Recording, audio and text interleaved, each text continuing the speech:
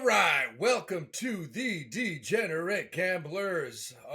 We are back here this Friday, um, and I slapped myself in the forehead a few times this morning to get back after the absolute just beatdown we took yesterday with our horse. Um, Look, it was a rough. Here's the thing about yesterday. I wake up in the morning. First thing I hear is the New York Jets quarterback got injured already. We haven't started preseason. The Jets quarterback's injured. Then Hulk Hogan's ticker explodes. So you got the big It's guy's a rough done. week, Howie. It's a rough week. Rough Rough day. day, rough week, rough. It's like when you Yeah, start the day off like that, you might as well just scratch the horse. right. And then I lost 3 mortgage payments on our horse who decided to run with a 2x4 in his ass backwards. So it was just rough. Howie, No that could fun. slow you down. That could slow you down. Yeah, I think I was 0 for 2 in baseball. Baseball. We need another month to go by in baseball. Yep. Um, it is what it is. We got a couple. Certain guys are hot. Teams are back and forth. The Dodgers just look like they're going to be extremely tough to beat this year. The big news is this. The big news is we have football starting. College football starts in 3 weeks. We need that. We need it. Because that's what we We do. need it. We're College in football is what we do. And the guys that were here last year, yeah, we hit a 10-game parlay. A couple guys had $100 on it. It brought back 34,000. College football is what we do. Alternate spreads are a beautiful thing. Hedging. We will go crazy during the football season. But right now, we're in horse racing, man. We're in horse racing. This is the best time of year for horse racing. You got Del Mar just opened up, Saratoga's and just kicking and full fuel. Good races. We got the big guy coming on here in a minute. We have Frank Lyons, ex-trainer, bloodstock agent. Now he's a jockey agent. He knows more about the game than anybody I know. Frank's a great handicapper. He's down in Kentucky right now, repping Sammy Camacho.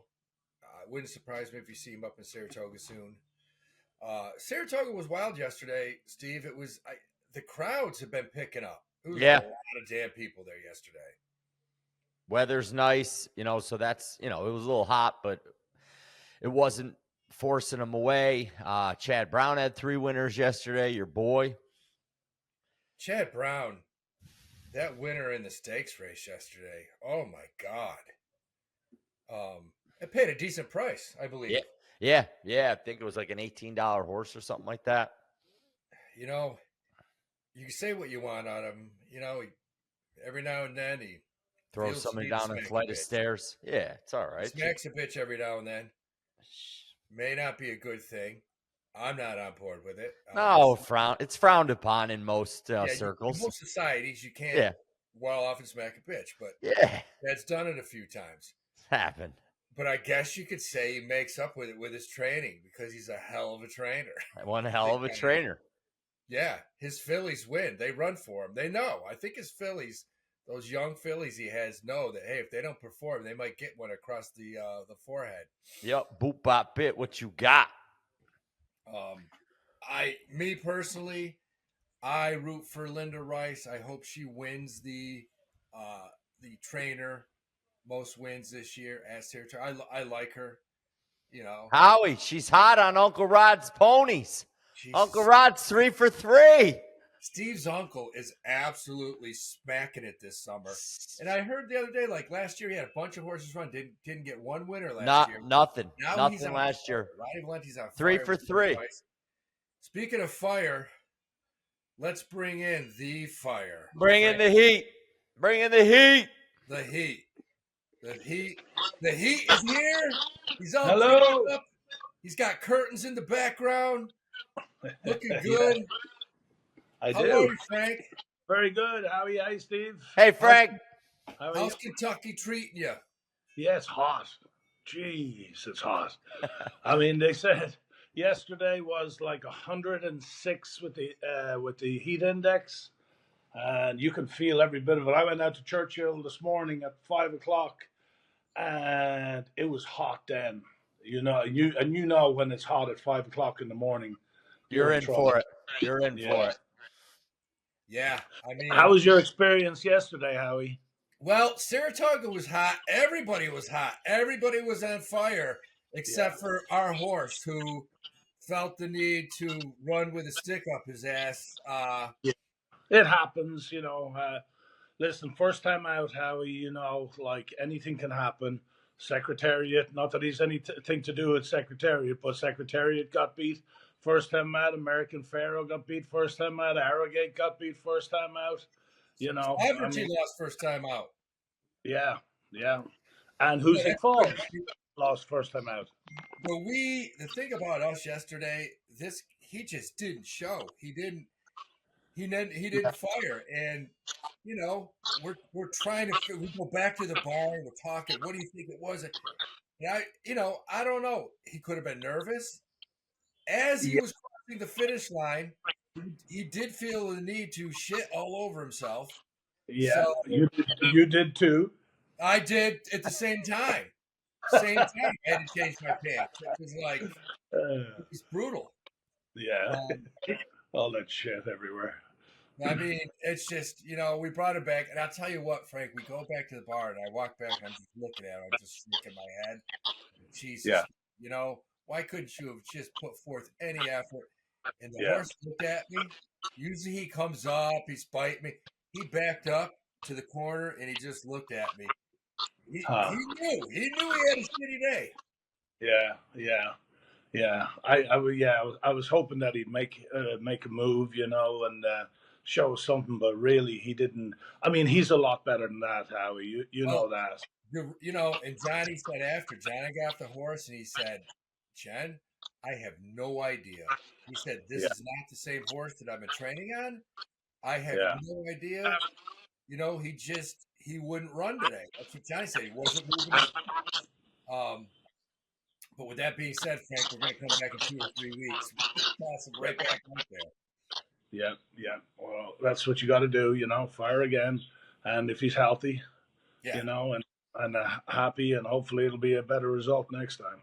hopefully, knock on wood, because Yeah. Well, you were competing. At least you're competing at the very top.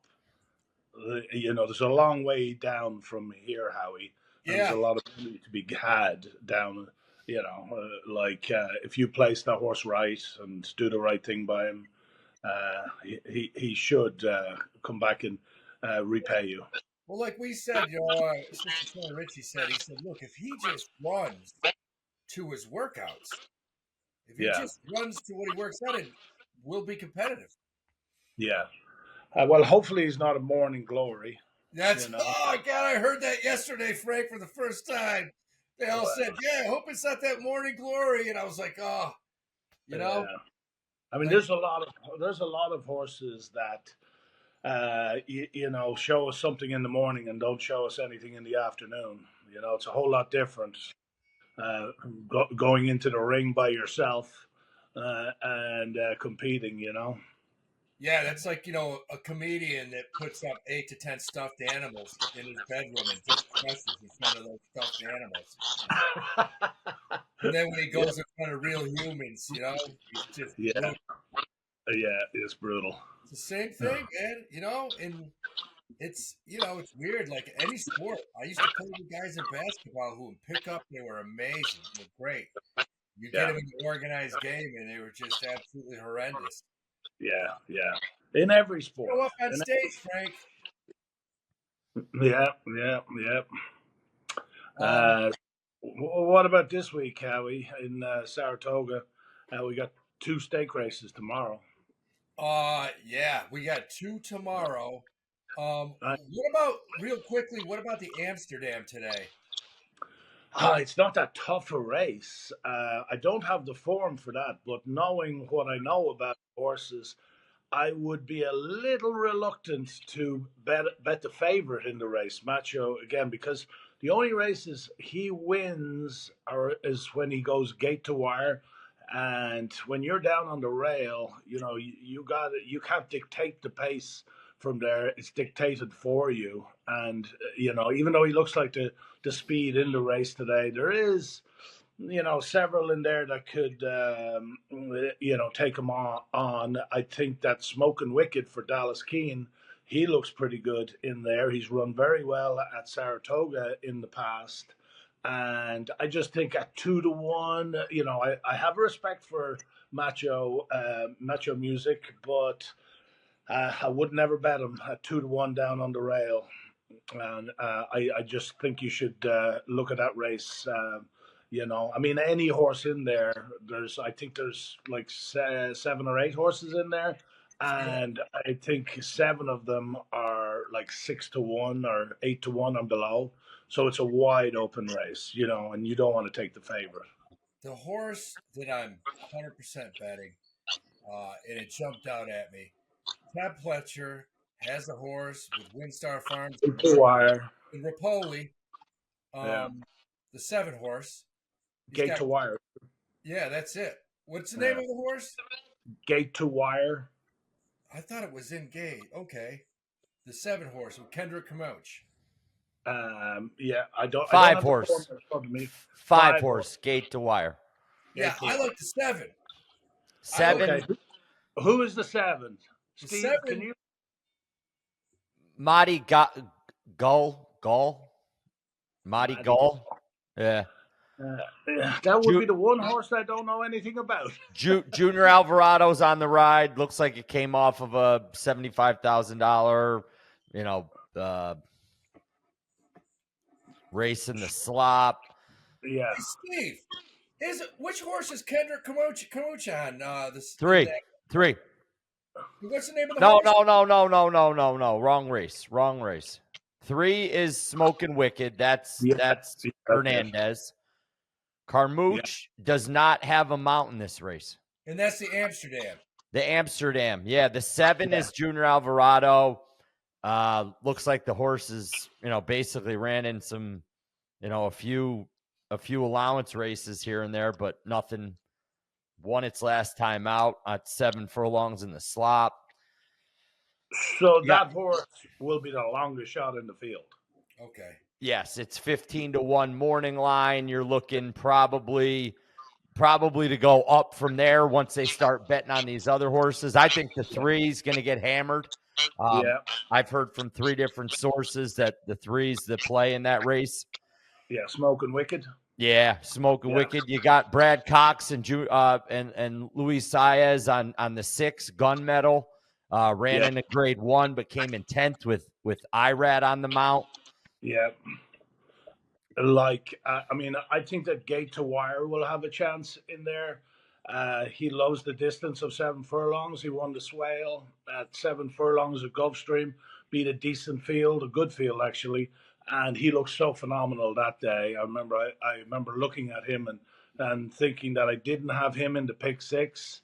And, it's like when you do the pick 6, you have to bet the pick 6 like before the pick 6 starts. And if every race you were allowed to put in whichever horses you like. Another one, yeah. I'd hit it like 5 out of every 6 times. But you don't have that comfort, So, I mean, I remember when Gate to Wire came on the track that day, I was like, oh, my God, he looks fantastic. And I didn't have him in the pick 6. And it came back to bite me in the ass. Well, before we get into the 2 stakes races tomorrow, let's talk about the Haskell a little bit. Because, journalism, Jesus, just made a nice wide move and just caught those horses. I mean, I don't want to be Mr. Negative, but I'll tell you, I think all this racing, because he's had 6 races this year and they've been all very tough. And I don't see him, like if he was going to the Travers, they say he's going to the Pacific Classic against Elder. So that's shipping back to California now. And I think he's vulnerable in his next start, if his next start is within 6 weeks. because now, not if he doesn't run against Sovereignty or a very very good competition, but I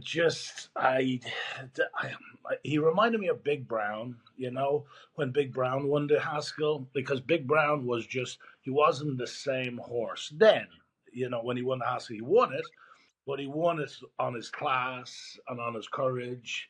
And, you can't ask horses to repeat that too many times. And I think if he runs either in the Pacific Classic or the Travers, he could be in a trouble. But I've Now, all respect in the world for the horse. why would they? Maker's a smart guy, but your horse just wins the Haskell. You can run him in a $1.25 million race 4 or 5 weeks from now. Why wouldn't you just keep him here, man, in Saratoga, and then ship him out later for the breeders? Yeah, there's a lot of ifs and buts, and why should we do this and why should we do that? Well, the one thing is that if he did stay here, he'll remain against 3-year-olds, and going back west, he's going to face elders in the Pacific Classic because that's 3 and up, and the Travers was just for 3-year-olds. But you have to face Sovereignty in the Travers. Hopefully he makes it there safe and sound. And I think that's why Mike McCarthy is saying, let's go back to if he's sound and if he's good and everything, let's go back to the Pacific Classic, because they don't want to face Sovereignty till they have to face them in the Breeders' Cup, I would imagine. And that Breeders' Cup Classic is, throw the a best dart. ever. The best ever. There's 10 horses that can win that. You've got Sierra Leone, you've got Mind Frame, you've got Fierceness, along with Sovereignty, along with Journalism. That's going to be a hell of a race. Yeah. So I want to be clear that what I was talking about earlier in the Amsterdam, the 8-horse. This is the horse I love, the 8-horse uncaged. Oh yeah, Todd Fletcher's horse ran. Yeah, that's scratch. Fletcher, Windstar Farms, Scratched. It's the horse is scratched. Yeah, scratched. Howie. Yeah. See you next week, Howie. Stay on fire, Howie. Stay hot, baby. Dude, it's just one day after another. This is where I am right now in life. Hey, Frank, quick question for you about the Haskell. Did you talk to Brandon Walsh at all about Gosker getting nipped again by Journalism? I haven't talked to Brandon. I had dinner with him last week, and Brandon was adamant that he was going to win the Haskell, and he was he was very, very close to being right. Again.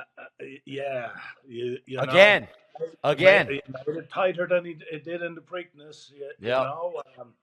I think he can be very proud of Gosker. Gosker's another horse going forward who's continuing to improve. He hasn't had the tough races that Journalism has had, Sovereignty has had, and he's had a lighter campaign.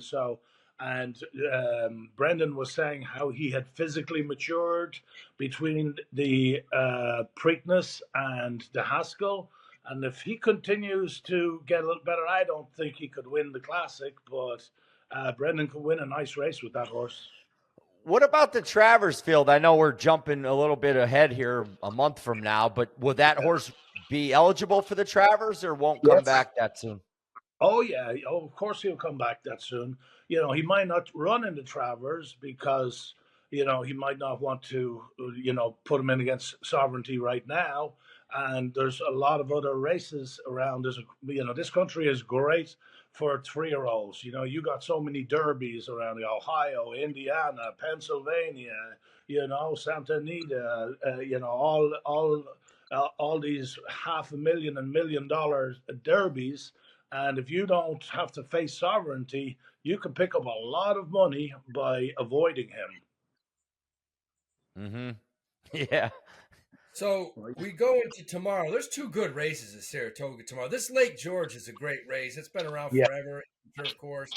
Yeah. On the 16th. This looks like a good race, Frank. It's a very, very good race, and hopefully I hear that there is a forecast for a little bit of rain up there tomorrow. I don't think the turf course is going to be, affected by it. And the Lake George is a tremendous race. Do you know who I actually like in there? I wouldn't bet the favorite here either. This Classic Q. I think she's by Classic Empire of a Scat Daddy mare. Just cost 40,000 as a Keeneland September yearling, and she's won 3 races. Last time out, she won the Wild Applause there at Saratoga, going a mile. Now tomorrow's a mile and the 16th, and I think that's as far as you can ask this filly to go. And I think that at a short price, she's going to be a little vulnerable in here. And the horse that I like, there's many horses in here, but at a price, I think that the 8 horse, Altadora. Yeah, that's a horse I love. Oh, you do? Yeah. He's screwed. This horse will run good tomorrow. That's the horse I look. I looked at that horse, Irish horse, Mike Maker. Yeah. That horse looks like it could close. There was no pace in the Edgewood 2-back when she finished 4th, and she closed into a pace there, which the race included Nitrogen, who's the best 3-year-old filly in the country, and Lush Lips from the Brendan Walsh barn, who's also a tremendous filly who came back to win at Saratoga last time out. And she finished 4th, beaten 4.5 lengths. Now, there was plenty of pace that day, but that was a real speed-favouring racetrack at Churchill. And so this filly getting to Saratoga, I think at 10-1, she's worth a play. Now, you could ask me about 5 or 6 of them in here, and I wouldn't say, no, don't bet that horse. And so, Lavender Disaster, the 4's got a chance. The 5 obviously has a chance. Any horse in there has a chance. But I'll pick the 8 horse at Altadora. Yeah, that's the horse I like. The weather does look clear, so it doesn't look like we're going to get any rain till Sunday. Okay, good. I think it's going to rain today, though, right, Steve? What's that? It's going to rain today. I 15% chance up in Saratoga is what I'm seeing on the old Weather Channel. So we'll see. All right. Shit, looks like. Yeah. How does it look? Don't worry about the weather. Jim Dandy. Yeah. It's it's going to be interesting because that when there's no pace in a race, that's what Sovereignty will. That's the easiest way to beat Sovereignty is when there's no pace in the race. It's one of the ways that you could say that you could beat Sovereignty.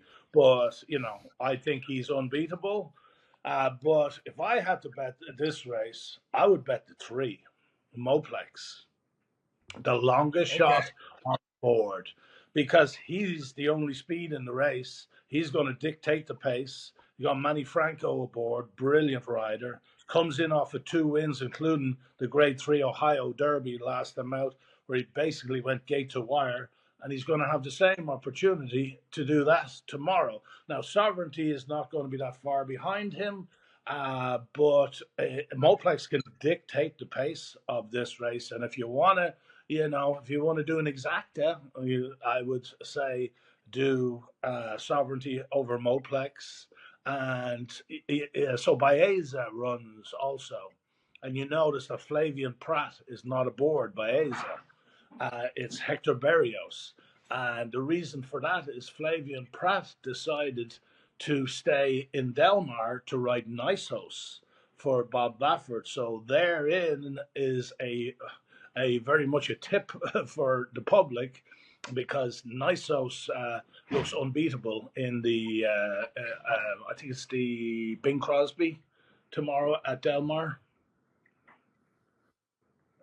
So, Baeza finished a length and 3/4 behind Sovereignty in the Kentucky Derby and was running at him, and didn't really show up against Sovereignty and Journalism in the Belmont. He finished 3rd, but he's beaten 6 1/4. And, he's better than that. And he'll also be able to lay a little closer tomorrow. So it's going to be interesting to see Baeza. He is a half-brother to Mage and Dornoch. Remember, so if he is to win tomorrow, that Puka the Dam by Big Brown will have, she'll have a third 3-year-old, just fantastic horse. It's an amazing story about Puka the Dam. I mean, it's a deal where what is Sovereignty going to go off 1-9? I Yeah, mean, yeah. he's could be the biggest favorite in the history. Yeah, you're looking at Sovereignty, hoping that he's going to put on a big performance. There's no money to be made in with the Sovereignty corner. I mean, like you could make some money if Sovereignty wins and Moplex runs second because has the longest shot on the board. He's will pay okay.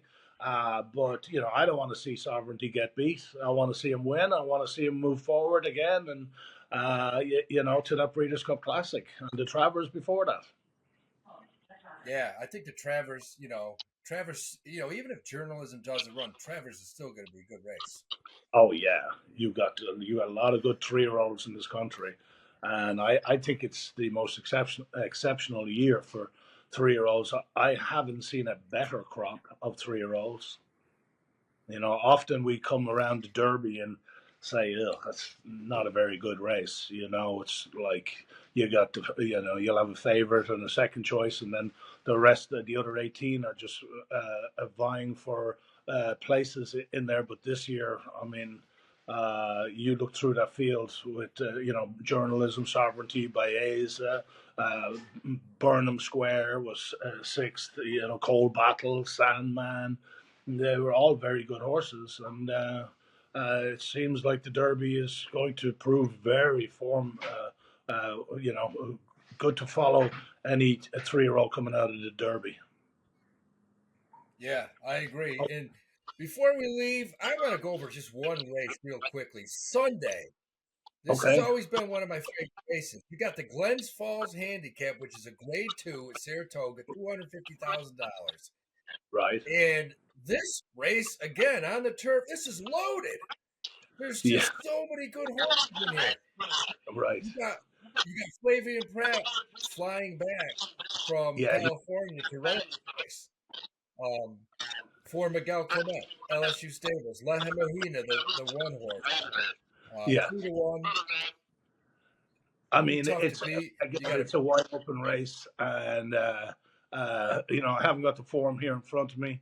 I took a quick glance at the Glens Falls, and I'll handicap that later on today. But it did look like a very good race. Ooh, I got a tip for you, by the way. I got a tip for you for tomorrow in Saratoga in the second race. Brad Cox has a 2-year-old by Gunrunner, cost $550,000. They tell me from the Brad Cox barn that he's 5-2 in the morning line. Irad rides him tomorrow. In the second race, they tell me that this horse is going to put on a great show tomorrow. He's a real runner. He's first time out. Further ado. Yeah. Now, all right. Okay. So I've been told about 2-year-olds going up to Saratoga, that they were monsters over the last 5 years. And like a lot of the time, they don't show up at all at Saratoga because you're running against other monsters, but they tell me that this 6 Further Ado is a really, really nice horse. So if they're right, I'd say take 5-2 on that horse tomorrow. Hell yeah. I'm all in. Love it. That. Love it. Cox too. Right. Pratt is riding in Del Mar tomorrow in the San Diego. It's a Grade 2 race on Nios there. And then he gets on a plane to Saratoga and races Sunday. Yeah. Crazy. Amazing. Yeah, you got to watch that. Tons of talent in that Glens Falls on Sunday. I mean, there's 5-6 horses that could easily win that race. Shit, maybe more. Well, that's it. We're the second week of racing here in Saratoga. Are you coming back up north from Kentucky at all, Frank? Yeah, I'll be back up there in like 2 weeks. Okay. Good. Yeah. All right. We'll have to meet over at King's Tavern and grab a drink. Yeah. Or your place. Your place. Yeah. What's your place? The Parting right Glass. Next to it. No, Oh, where do you guys go? You guys, the Brook Tavern. Damn. I Yeah, love the Brook Tavern. Tavern. Yeah. I went in Where there last everybody night. knows your I name. went in there after the race last night. They made me pay triple for a drink. Oh, they did. They spit in your whiskey. I walked in. I was like, "Hey!" The bartenders looked at me, just shook their head, and went, "Oh, what are you gonna do, man? Yeah. We'll be back at it, Frank. We're gonna have this horse up and running in 3 weeks. He's gonna freeze All next week. right. We got to get him right back out there." Okay. See you, boys. All right, Okay. guys. See you weekend. Uh, Thank you. See you, Frank. Also, Good weekend. Thank you. Yep.